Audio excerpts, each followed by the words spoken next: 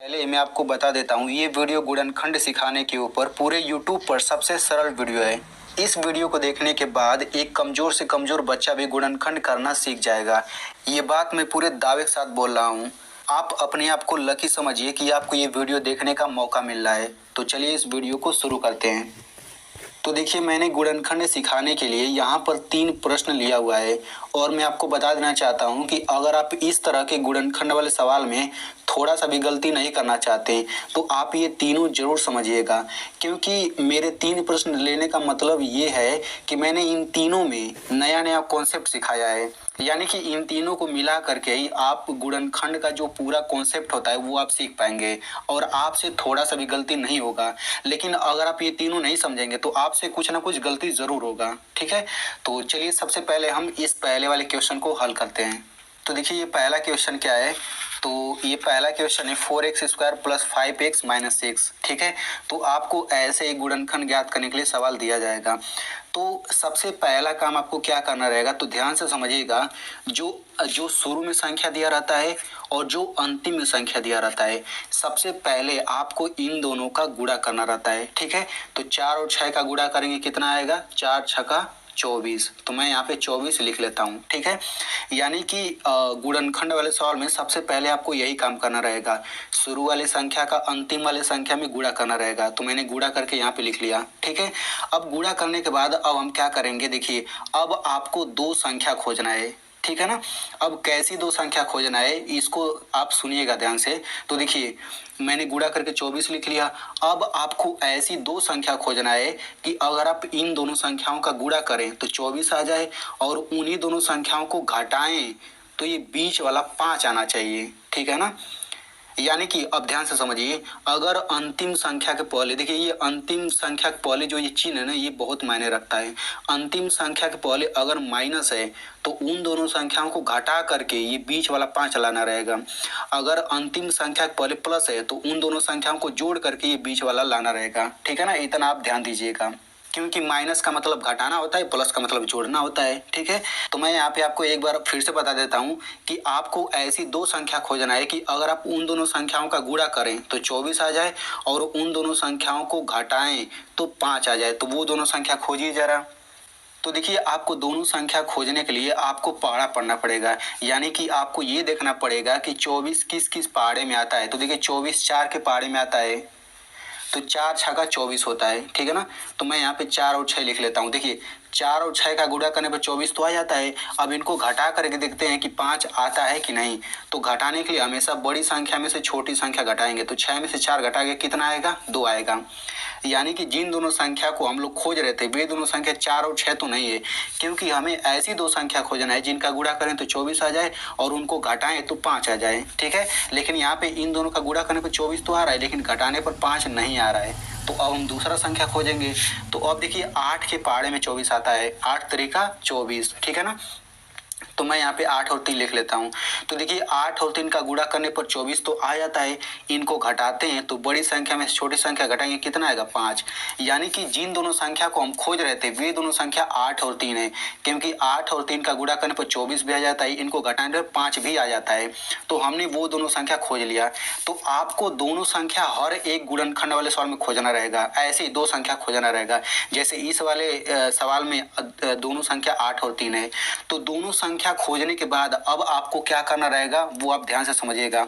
अब इन दोनों संख्या को 4 बार लिखिए। ठीक है ना, तो मैं यहाँ पे 4 बार लिखता हूँ। 8 3 1 बार हो गया, 8 3 2 बार हो गया, 8 3 3 बार हो गया, 8 3 4 बार हो गया।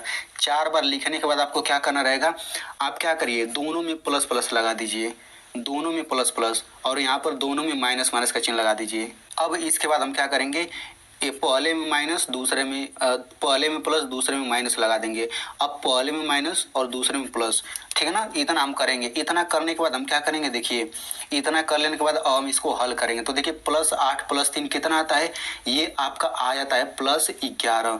-8 - 3 कितना आता है, -11 आ जाता है। ठीक है, +8 - 3 कितना आ जाता है, ये आपका आ जाएगा +5। -8 + 3 कितना आ जाता है, ये आपका आ जाएगा -5। ठीक है, अब इसके बाद ये हल कैसे हो गया, इसके बाद इतना कैसे आया, ये मैं आपको थोड़ा सा रूल बता देता हूँ। तो जल्दी जल्दी मैं आपको यहाँ पे बता देता हूँ। तो देखिए ध्यान से, अगर प्लस प्लस का चिन्ह रहेगा तो दोनों संख्याओं को जोड़ते हैं और बड़ी संख्या के पहले का चिन्ह लगाते हैं। अगर माइनस माइनस का चिन्ह है तो दोनों संख्याओं को जोड़ते हैं और बड़ी संख्या के पहले का चिन्ह लगाते हैं। प्लस माइनस का चिन्ह है तो दोनों संख्याओं को घटाते हैं। दोनों संख्याओं को घटाने का मतलब है कि बड़ी में से छोटी संख्या घटाते हैं और बड़ी संख्या के पहले का चिन्ह लगाते हैं। माइनस प्लस का चिन्ह है तो दोनों संख्याओं को घटाते हैं और बड़ी संख्या के पहले का चिन्ह लगाते हैं। ठीक है ना। तो अब ये रूल आप लोग स्क्रीनशॉट ले लीजिए, इसके बाद मैं आपको समझाता हूँ। ठीक है। तो देखिए इसमें प्लस प्लस का चिन्ह है तो जोड़ते हैं, तो 8 में 3 जोड़ा 11 आ गया और बड़ी संख्या 8 है, इसके पहले प्लस है तो मैंने यहाँ पे प्लस लगा दिया। ठीक है। माइनस माइनस का चिन्ह है तो संख्याओं को जोड़ते हैं, तो 8 3 11 आ गया, 8 बड़ी है तो इसके पहले माइनस है तो मैंने माइनस का चिन्ह लगा दिया। अब देखिए प्लस माइनस का चिन्ह है तो घटाते हैं, तो बड़ा में से छोटा घटाते हैं, तो 8 में से 3 घटा 5 आ गया और 8 बड़ा है, प्लस का चिन्ह तो प्लस लगा दिया। बिल्कुल उसी तरह इसमें भी। ठीक है। अब इतना कर लेने के बाद अब आप ध्यान से समझिएगा। देखिए अब आपको बीच वाला जो संख्या है ना, अब इसके पहले देखिए प्लस है, अब आपको ये चिन्ह सही से देखना है। तो ये +5 है ना, तो अब देखिए +5 है ना, तो +5 इसमें इन चारों में कहीं ना कहीं जरूर आ जाएगा +5। तो देखिए +5 यहाँ पे है, यानी कि बीच वाला चिन्ह सहित इन चारों में से हमेशा कहीं ना कहीं जरूर मिलेगा। तो +5 यहाँ पे है। अब हम क्या करेंगे, इसका इस्तेमाल करेंगे, इस गुणनखंड को आगे बढ़ाने के लिए इसका इस्तेमाल करेंगे। ठीक है ना। कैसे करेंगे वो आप ध्यान से समझिए। तो पहला वाला ये 4x², तो इसको हम शुरू में लिख लेंगे और जो यहाँ पे अंतिम है इसको अंतिम में लिख लेंगे। बीच में हम क्या लिखेंगे, तो देखिए बीच में हम यही लिखेंगे, बस हम यहाँ पे x बढ़ा देंगे क्योंकि इसमें x है, तो यही वाला उठा करके दोनों बीच में रख दीजिए। तो ये मैं बीच में लिखता हूँ क्या, +8x और ये हो जाएगा -3x। ठीक है। तो आपको इस तरीके से कर लेना है। अब मैं क्या करूंगा, इसको बॉक्स के अंदर कर लेता हूं ताकि समझाने में आसानी हो। तो ये पहला बॉक्स बन गया, ये दूसरा बॉक्स, ये तीसरा बॉक्स हो गया, ये चौथा बॉक्स। ठीक है। अब हम क्या करेंगे, देखिए अब हम इनका विस्तार रूप लिखेंगे। अब विस्तार रूप क्या होता है, तो ये आप समझ के चलिएगा। देखिए यहाँ पर विस्तार रूप समझने से पहले आप ये समझ लीजिए, x पर 2 घात का मतलब होता है कि x का हम 2 बार गुणा करेंगे। ठीक है। x पर 3 घात का मतलब होता है कि हम x का कितनी बार गुणा करेंगे, 3 बार गुणा करेंगे। ठीक है ना। तो यहाँ पर देखिए, यहाँ पे पहले वाले बॉक्स पर फोकस करिए, यहाँ पे 4 है तो हम 4 का क्या कर देंगे, इस तरीके से अभाज्य गुणनखंड कर देंगे। तो ये हो जाएगा 2 दूना 4, 2 एकम 2। अब ये जो 2 है ना, 4 के नीचे लिख दीजिए, लेकिन गुणा करके लिखिएगा।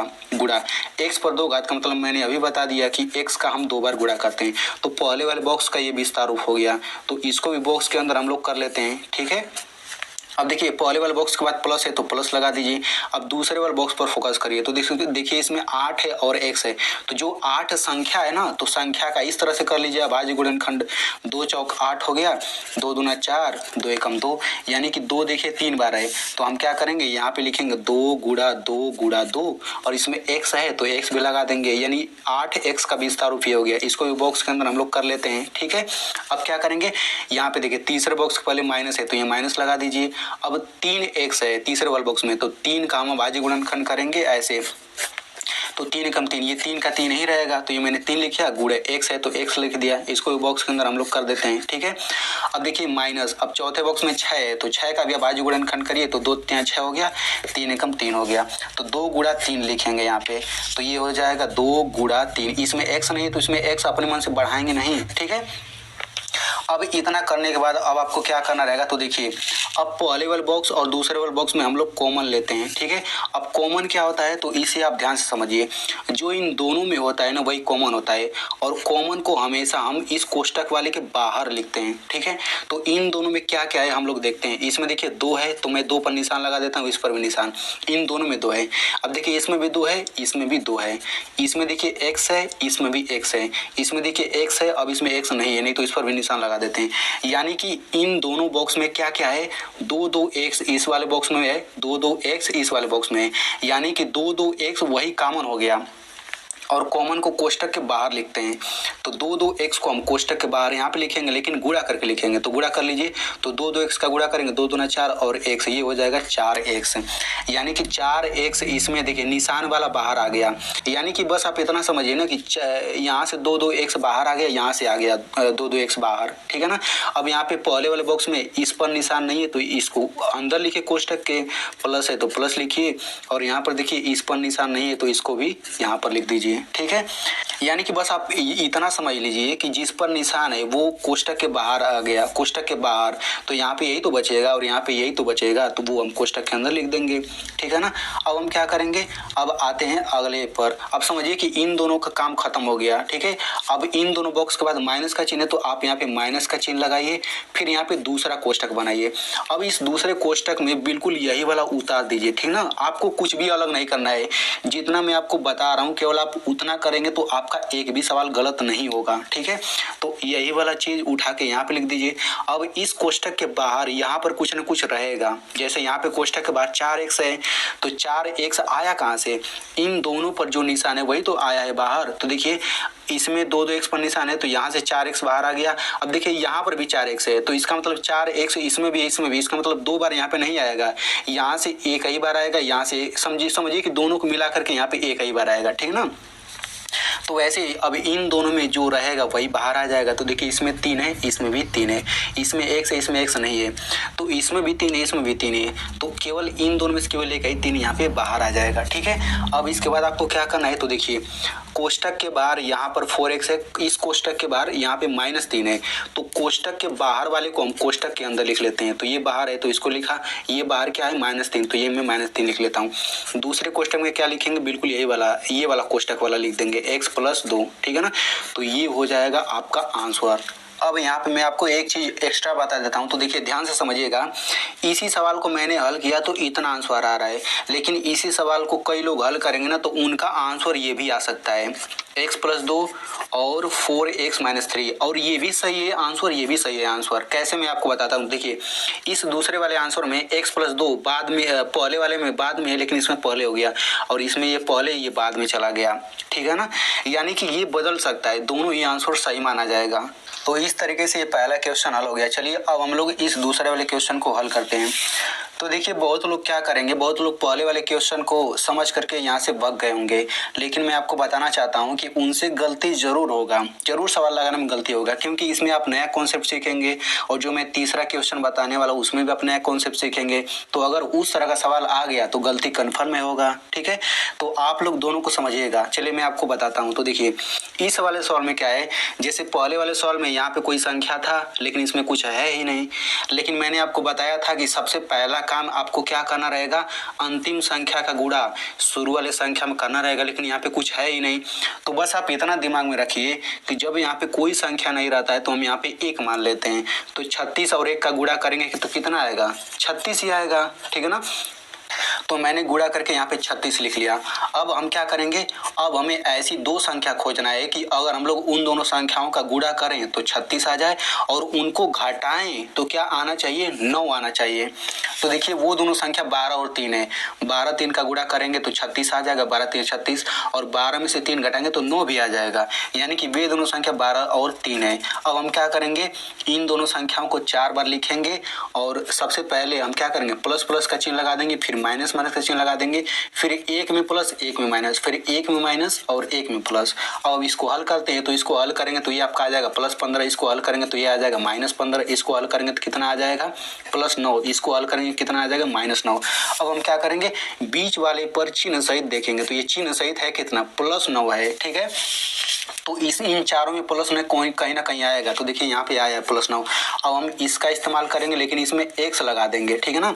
इसी को हम क्या करेंगे, बीच में लिखेंगे, तो देखिए मैंने बीच में लिखा है +12x - 3x, मैंने बीच में लिख दिया, और पहले और लास्ट वाले को वैसे ही उतार दिया, ठीक है। अब क्या करेंगे, इनका विस्तार रूप लिखेंगे, तो मैंने विस्तार रूप लिख लिया है। यहाँ पे 36 का अभाज्य गुणनखंड करेंगे इस तरह से, तो 2 2 3 3 आएगा, तो मैंने यहाँ पे लिख लिया, ठीक है। अब क्या करेंगे, इन दोनों में हम कॉमन लेंगे, तो कॉमन लेते हैं सबसे पहले इन दोनों बॉक्स में। तो देखिए यहाँ पर x है, इसमें भी x है, इसमें x है, इसमें अब x नहीं दिख रहा है।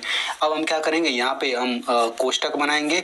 कोष्टक के बाहर क्या रहेगा, जो निशान वाला है, तो पहले वाले बॉक्स में x पर निशान है तो यही वाला x आ जाएगा, ठीक है ना। तो तो बस आप इतना समझिए कि यहाँ से भी x आ गया, यहाँ से भी x आ गया। तो यहाँ पहले वाले बॉक्स में x पर निशान नहीं है तो ये अंदर रहेगा, प्लस है, प्लस लिखिए। यहाँ पर देखिए इन तीनों पर निशान नहीं है, मतलब इनका गुणा करके अंदर लिखेंगे ना, तो गुणा करिए तो 2 दूना 4 3 12, यानी कि यहाँ पे 12 आ गया। इन दोनों कोष्टक का काम खत्म हो गया। इन दोनों के बाद माइनस का चिन्ह है ना, तो आप यहाँ पे माइनस का चिन्ह लगाइए, यहाँ पर दूसरा कोष्टक बनाइए। अब इस कोष्टक में आप यहाँ से मिलाइए नहीं, बिल्कुल यही वाला उतार दीजिए, ठीक ना। देखिए जैसे मैं आपको बता रहा हूँ कॉमन लेने के लिए बिल्कुल वैसे ही लीजिएगा, आपसे हर एक सवाल होगा, ठीक है। अब देखिए इस कोष्टक के बाहर x है तो इस कोष्टक के बाहर भी यहाँ पे कुछ ना कुछ रहेगा, वो क्या रहेगा जो इन दोनों में है।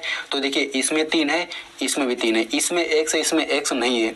इसका मतलब क्या कि देखिए यही वाला 3 यहाँ पे आ जाएगा, यहाँ से भी 3 आ जाएगा, और समझिए यहाँ से भी 3 आ गया, मतलब इन दोनों में से कोई एक यहाँ पे हम लिख देते हैं निशान वाला, ठीक है। अब हम क्या करेंगे, इसके बाद कोष्टक के बाहर x है और यहाँ पे कोष्टक के बाहर -3 है, तो कोष्टक के बाहर वाला हम कोष्टक के अंदर लिख लेते हैं, दूसरे कोष्टक में बिल्कुल ये वाला लिख लेंगे x + 12। तो हमारा इसका आंसर ये हो गया। तो चलिए अब हम लोग इस तीसरे वाले क्वेश्चन को समझते हैं। तो देखिए आप लोग इस तीसरे वाले क्वेश्चन में भी अलग कॉन्सेप्ट सीखेंगे, ठीक है। तो इसको समझाने के बाद मैं आपको एक सवाल दूंगा, उसको आप लोग हल जरूर करिएगा, तभी तो मुझे पता चलेगा कि आपको समझ आ गया है, ठीक है। तो इसको मैं समझाता हूँ। तो देखिए इसको समझाने के लिए 6 और 5 का गुणा करेंगे 30 आ जाएगा, और बिल्कुल उसी तरह से दोनों संख्या खोजेंगे और इस तरह से कर लेंगे, ठीक है। फिर आप यहाँ तक आ जाएंगे, यहाँ पे कॉमन लेने में आप नया कॉन्सेप्ट सीखेंगे। तो आप कैसे कॉमन लेंगे, देखिए पहला बॉक्स ये है, दूसरा बॉक्स ये है। तो पहले वाले बॉक्स में 2 दिखा, इसमें देखिए 2 है, इसमें 3 है, इसमें 3 नहीं है, इसमें देखिए x है, इसमें भी देखिए x है, इसमें x है, अब इसमें दूसरा x नहीं है, ठीक है। तो यहाँ पे हम कोष्टक लिखेंगे, कोष्टक के बाहर क्या रहेगा जो निशान वाला है। तो पहले वाले बॉक्स में दो x पर निशान है, इसमें भी 2x पर निशान है, तो किसी एक से 2x उठा लीजिए, ये बाहर आ जाएगा। तो समझिए यहाँ से भी आ गया बाहर, यहाँ से भी बाहर आ गया।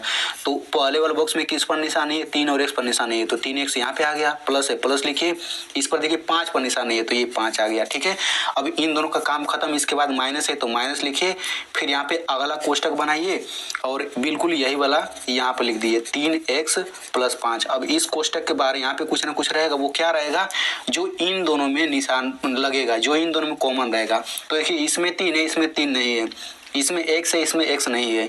तो अब यहाँ पे आपको समझना पड़ेगा। तो देखिए तो क्या होता है, इन दोनों में हमेशा कुछ ना कुछ कॉमन जरूर मिलेगा, यानी कि इन दोनों में आपको निशान ऐसे लगाएंगे ना, तो इसमें और इसमें निशान हमेशा लगेगा, कुछ ना कुछ जरूर मिलेगा। लेकिन इन दोनों में क्या होगा कि कभी कभी इन दोनों में कॉमन नहीं मिलता है, यानी इन दोनों में कभी कभी निशान मिलता ही नहीं है। जैसे देखिए इसमें 3 है, इसमें 3 नहीं है, इसमें x है, इसमें x है नहीं। तो वहाँ इस कंडीशन में हमें क्या करना रहेगा, हम यहाँ पे 1 बढ़ाएंगे, क्या बढ़ाएंगे, केवल 1 बढ़ा देंगे, ठीक है।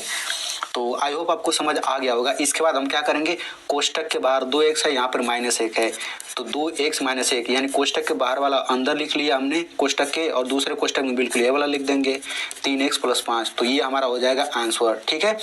अब